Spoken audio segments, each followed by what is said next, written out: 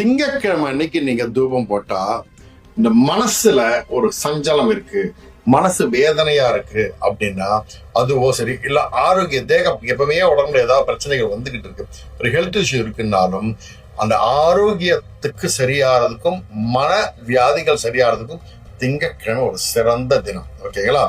மனசு அமைதியாகிறதுக்குன்னா திங்கட்கிழமை அன்னைக்கு தூபம் போடுங்க. அம்மனுடைய அருள் முழுசா அன்னைக்கு கிடைக்கும். அன்னைக்கு பண்ணீங்கன்னா வீட்டுல அம்பாள் குடி கொண்டு இருப்போம்.